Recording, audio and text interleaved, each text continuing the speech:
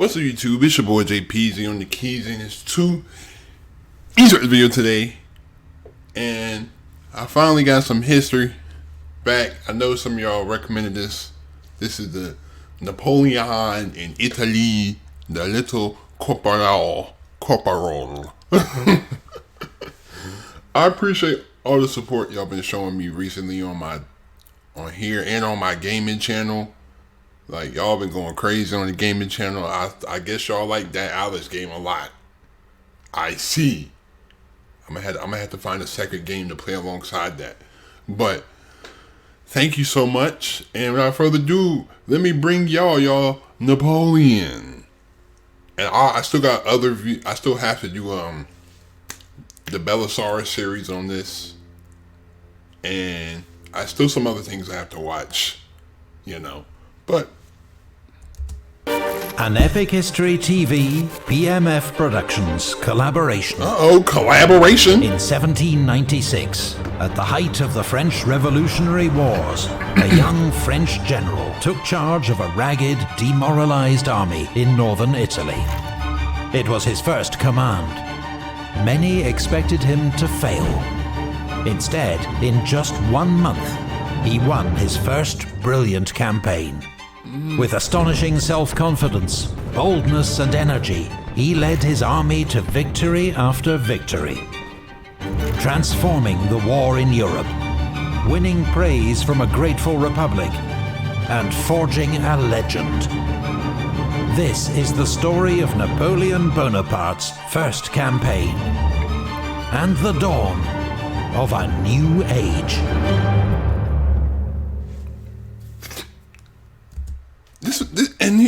This is what I've always thought was crazy. Like, when during this time, like, people, like, these leaders, they're constantly having wars. Like, there's no peacetime. Like, there really was no level of peacetime when Napoleon was in charge of France. There really wasn't.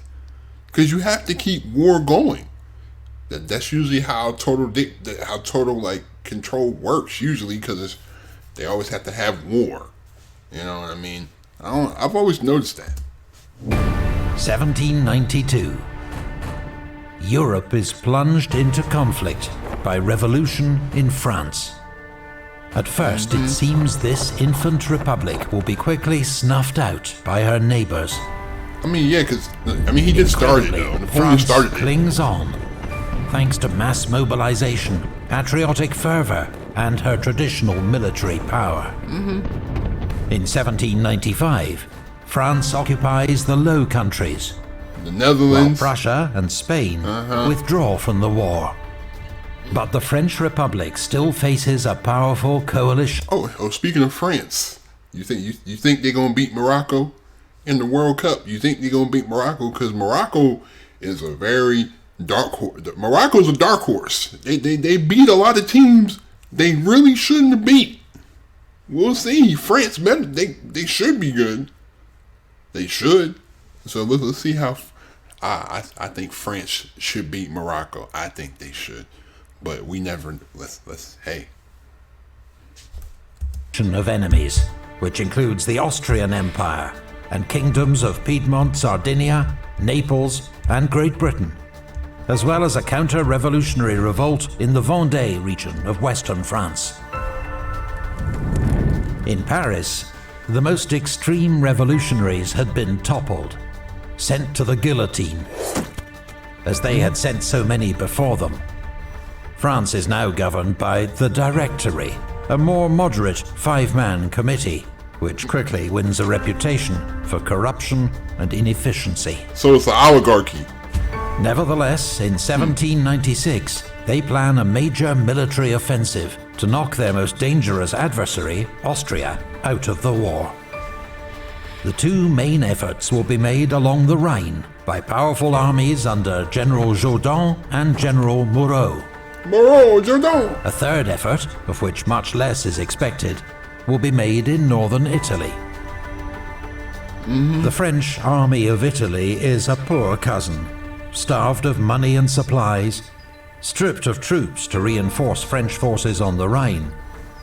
But its fortunes are about to change.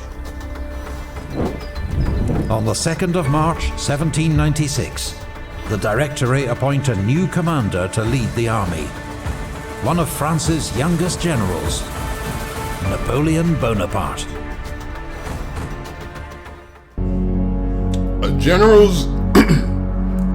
general's most important talent is to know the mind of the soldier and gain his confidence. He is not a machine that must be made to move. He is a reasonable being who needs leadership. See, I like that. That makes it seem like the soldiers are not just a cog in the machine. Oh, we're here to accomplish some bigger purpose, some like ulterior motive by some evil guy, you know.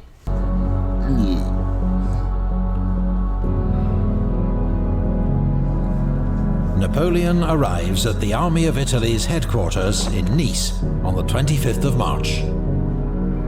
He is just 26 years old. 2 years have passed since he masterminded French victory at the Siege of Toulon. Since then, his fortunes have been mixed. A short spell as artillery commander in Italy, 10 days in jail when his political patrons fell from power. He then refused to serve in the Vendée, fighting French counter-revolutionaries, leading to several months' unemployment in Paris. Then, an extraordinary break. 13 Vendémiaire, Paris. A royalist mob threatens to storm the national government. Napoleon is the closest general to hand and put in charge of its defense. He disperses the crowds with brutal efficiency and is acclaimed savior of the revolution. A grateful Directory promotes Napoleon to General of Division and awards him command of the Army of Italy. Well, he stopped there, I guess, yeah. On the 9th of March, he marries his great love, Joséphine de Beauharnais, and leaves for the front 2 days later. Yes, There are French generals in Italy with a better claim to command than Napoleon. Serrurier, a professional soldier who first saw action in the 7 Years' War, a decade before Napoleon was born. Augereau, a tough, experienced soldier, bold tactician, and committed Republican. And Massena, risen from the ranks, fearless, tireless, hero of the Battle of Loarno against the Austrians the year before. All three would later become marshals of Napoleon's empire. Yep, Napoleon's marshals. For now, Napoleon seems to these veterans young and underqualified, a political appointment, embarrassingly infatuated with his new wife. But there is something about the Corsican. As Massena observed, his small size and puny face did not put him in their favor. But as soon as he donned his general's hat, he seemed to grow by 2 feet. The little man! Napoleon impresses above all with his tireless energy. And he has much to do. His army is organized into Massena's advance guard of 2 divisions, one led by a hard-fighting Swiss general La Harpe, and the other by Meunier, whom Napoleon soon decides is incompetent. The main body comprises the divisions of Augereau, Serrurier, and 2 smaller divisions under Macquart and Garnier. The cavalry is led by General Stengel. But That's crazy how, like, during these times, every boy that grew up was going to war. You're going to war no matter what. I don't care if you got dreams or anything. You're going to war. There might have been someone who wanted to be a writer, someone who wanted to be some type of, I don't know. You're going to war. Like, that's really how it was during these times, because it's just constant war, especially in France. Because Napoleon literally started this whole revolution. They started this whole revolution by attacking other countries. So you forced their hand there. So Army of Italy has been shockingly neglected by the Directory. The men are hungry and unpaid, with a few units on the verge of mutiny. Come on. Some men don't even have shoes or muskets. Wow. Napoleon inspects the troops and studies reports. He enforces discipline and breaks up rotten units. He is assisted by his aide-de-camp, Junot, Marmont, and a dashing cavalry colonel, Joachim Murat. Murat, I remember him. As emperor, Napoleon will make 2 of these men dukes, and 1 a king. His most valuable assistant is his new chief of staff, General Berthier, who helps him to reorganize the army's supply system and scour southern France for food, transport, and forage. The situation begins to improve.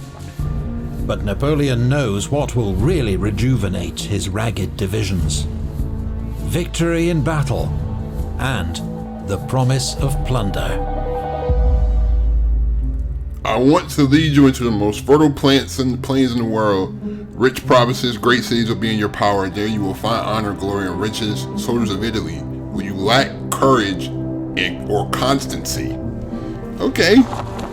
Napoleon has spent 2 years studying the situation Ooh, the in animations! Italy and the history of past wars here.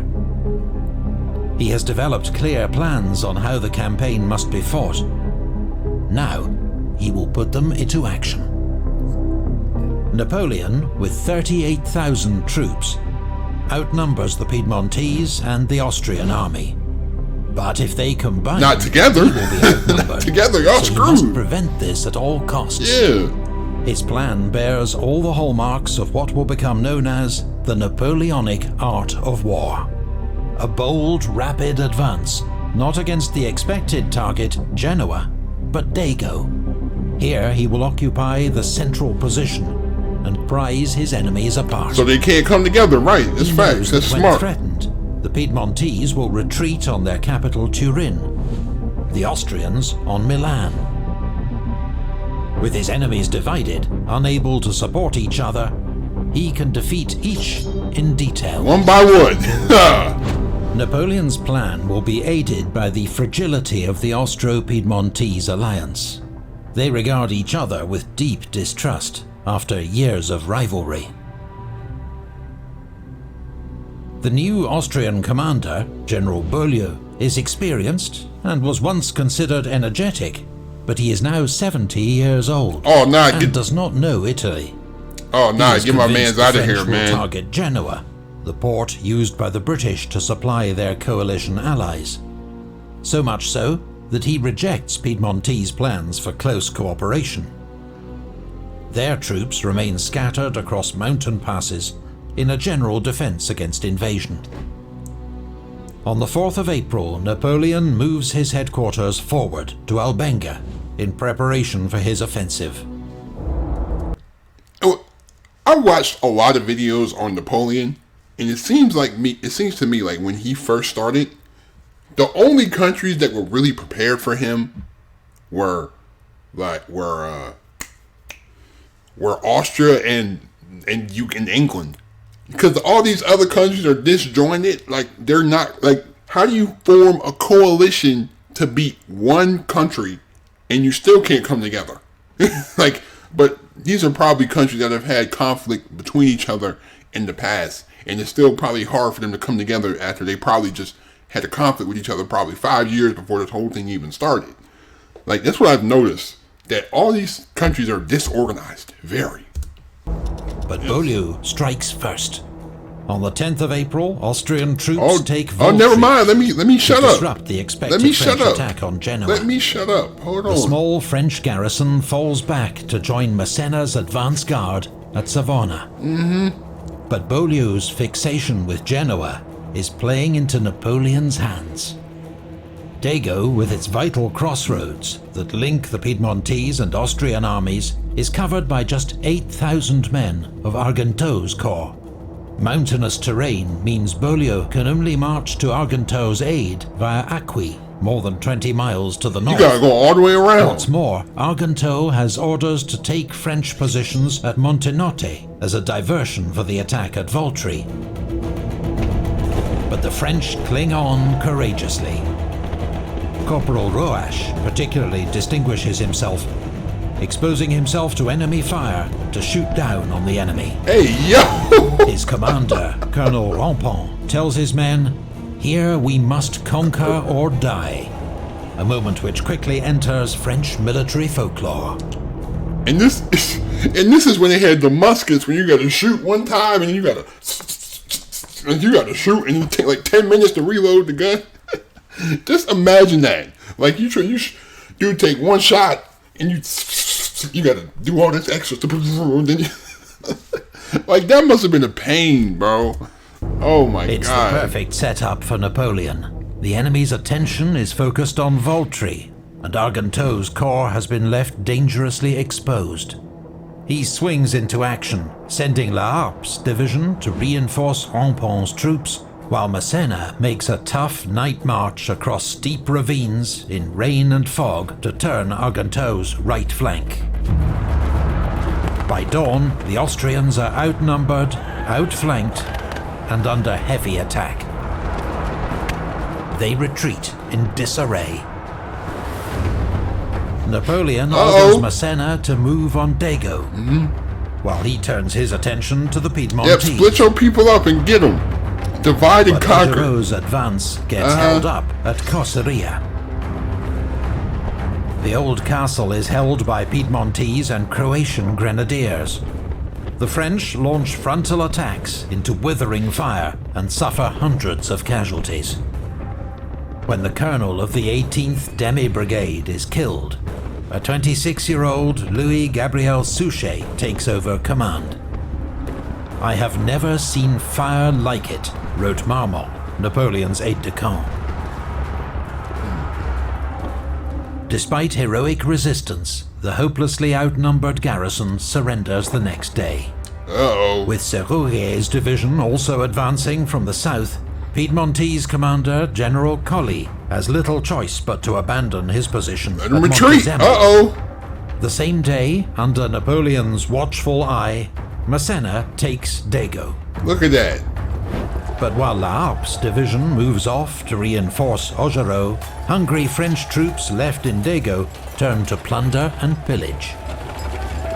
They looting. No one spots Colonel Vukasovic, a tough Croatian Man, y'all commander, need to pay attention.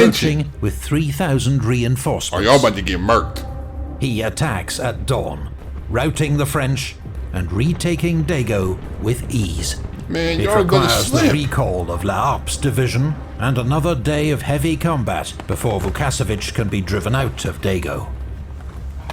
A bayonet charge led by 27-year-old Colonel Lannes wins particular praise from General Bonaparte. He's 27? I mean, they all had the wigs on, though, I Napoleon has understand. won 3 victories in 4 days. The marches and battles have been grueling, but he has achieved his first objective. The Austrians are regrouping at Acqui and will soon retreat to Alessandria. They can offer no support to the Piedmontese. Y'all better And retreat. so General Colli orders another withdrawal to a keep strong pushing them back. defensive position Keep pushing them behind back. the Corsalia River. Napoleon orders an immediate attack. Augereau's division on the right, Serrurier on the left, might as- Massena in support. Yeah, attack while they retreating. But the French, under heavy fire, struggle to cross the swollen river with its steep banks. Oh, in fact, they got high ground. Serrurier's troops finally get into San Michele. They immediately begin looting the town and are thrown out by a counterattack. Despite his success, Colli is still heavily outnumbered and fears encirclement. The following evening, That's he my begins word. a That's my covert favorite word. withdrawal to Encirclement. Mondovì. But Napoleon is not deceived by the fake campfires. Patrols confirm his suspicions. The Piedmontese are pulling back. Though his troops are exhausted, wet and hungry, he launches them after the fleeing enemy. He said, go, go. He said, go, get after them, go. Colli's troops are caught before they can establish a new defensive line. The brave and popular General Dicat is killed. Retreat turns to rout.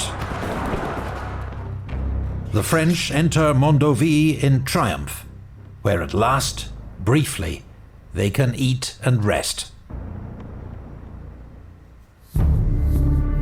The two armies which lately attacked you in full confidence now fly before you in terror. Hey, talk your stuff, Napoleon.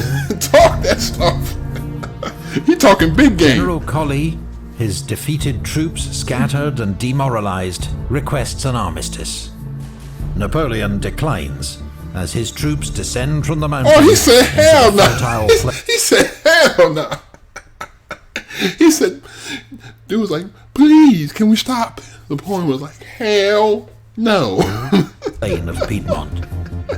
Oh man. Destitute and starved, French soldiers now plunder the Italian countryside freely. Brigadier General Joubert is among those frustrated by the men's conduct. Everything would go very well if the soldiers did not abandon themselves to pillage. Not a day passes without some looters being shot. Well, Despite feed this the severity, soldiers. The mania doesn't stop. Feed The them. rural folk are arming themselves. Feed them. They wouldn't have to plunder and steal from the villages if you fed them adequately.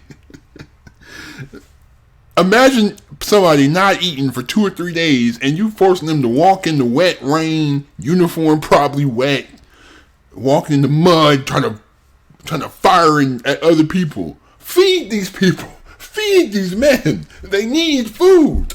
They need energy. Napoleon condemns such behavior, but his orders have limited impact, especially as everyone knows Generals Massena and Augereau to be two of the greatest offenders. Oh, they doing it too. On the 25th of April, French troops enter Carrasco, just 30 miles south of the Piedmontese capital, Turin. Meanwhile, General Beaulieu is at long last marching to Piedmont's aid. But he is a week late, and when he learns that Piedmont has opened negotiations with the enemy, he withdraws his troops in disgust, planning to take up new positions along the Po River. He said, oh, that's Austrian what y'all doing? Troops join in the plunder of Piedmontese villages as they go. Yeah, I'm gonna let y'all go. Yeah, Victor never mind. Amadeus III, King of Piedmont Sardinia, sees no option but to accept Bonaparte's terms for an armistice. Piedmont must give up the strategic fortresses at Cuneo and either Alessandria or Tortona, leaving the country virtually defenseless. The final peace treaty, signed y'all 3 weeks surrendering? later in I'm Paris, out. cedes Nice and Savoie to France Uh-oh. and grants free passage to French armies. Oh, man. Napoleon has ended the 4-year war with Piedmont in less than 3 weeks. Damn. Soldiers, you have won 6 victories in a fortnight and conquered the richest part of Piedmont. But soldiers, you have yet done nothing, for there still remains much to do. Damn, he said Piedmont ain't nothing. He said that's a little country. That's a little nothing. The army of Italy has little time to rest on its laurels. 4 days later, having received 7,000 reinforcements and fresh supplies, it's on the move again. Napoleon plans to invade the rich province of Lombardy, ruled by the Emperor of Austria, and defeat Beaulieu's army. Are you coming to Austria? You bold. But first, he You're must bold. cross the Po River, And where they got which high is ground. closely watched by Austrian Where forces. they got high ground, probably. It will prove one of Napoleon's most brilliant maneuvers. Massena is ordered to make conspicuous preparations to cross the river near Salé, assembling boats and building gun batteries. Meanwhile, Napoleon has formed a new elite brigade, 5,000 grenadiers, carabiniers, and chasseurs to act as the army's advance guard under the command of General d'Allemagne. This force is ordered to march rapidly east to Piacenza and cover 40 miles in just 36 hours. Damn! They're Oh my followed by God! Laharpe's division, then Augereau and the cavalry. 40 miles in less than 2 days? That's Beaulieu crazy. receives reports that French troops are moving east and begins to redeploy his forces, while remaining conscious that there are still French troops that might cross the Po as far west as Valença. This uncertainty makes it impossible for him to concentrate his forces. Facts, he's divided. What's more, he's completely underestimated the scale and speed of Napoleon's move. 40 miles in 36 hours. The That's French advance insane. guard, with Colonel Lannes in the lead, crosses That's the Po insane, on the 7th bro. of May, chasing off Austrian patrols that are the only opposition. By the next morning, most of La Harpe's and Augereau's divisions and the cavalry are across, consolidating the French bridgehead, Oh, facts. while Massena and Serrurier move to the crossing as fast as they can. Men of General Liptay's division are the closest Austrian troops. They take up defensive positions at Fombio, but are overwhelmed by the French attack. It was too many people. Yeah. That evening, Beaulieu's advance guard arrives, expecting to reinforce Liptay. Instead, they blunder into La He's a Harpe's Getone and division. Codono. In confused night fighting, General La Harpe is shot dead, possibly by friendly fire. Wow. Napoleon regards him as one of the army's best generals, and his loss a great blow. Damn. Beaulieu, realizing that the French have crossed the Po in force and now threaten to cut him off, orders a rapid withdrawal east. Oh, man. Milan is to be sacrificed. The great fortress of Mantua will be his next refuge. The French advance guard is soon in pursuit. On the morning of the 10th of May, they catch the Austrian rearguard at Lodi. Okay, look at this. Okay, look at the animations. French Okay. troops chase the Austrians across. This is my favorite part of these videos because of just the creativity that it takes to make animations like this. And to think about, you're literally going off of accounts of soldier accounts, off of historians who have dedicated their lives to studying this event. Like, because this happened almost 200 years ago. Well over 200 years ago. So it's like, it's going to be hard to get accurate information. You know what I'm saying? But this is creative. I love these. Across town, and over the town's 200-yard bridge over the River Adda. Chase But you when over they the try bridge. to follow, they find the bridge is swept by fire from 14 guns. Oh, Its far end is held by 3 battalions of Croatian infantry. Several more battalions and cavalry squadrons are behind them in reserve. they waiting. Around 6,500 They got men waiting in the total. back just in case y'all come Napoleon over. They soon waiting. arrives and positions guns to bombard the Austrians on the far bank. An artillery duel rages for much of the afternoon. Napoleon sends Beaumont's cavalry brigade upstream to Yep. look for a ford so they can cross the river and flank the Austrian Fact, defenses. somewhere we can cross. But he grows impatient.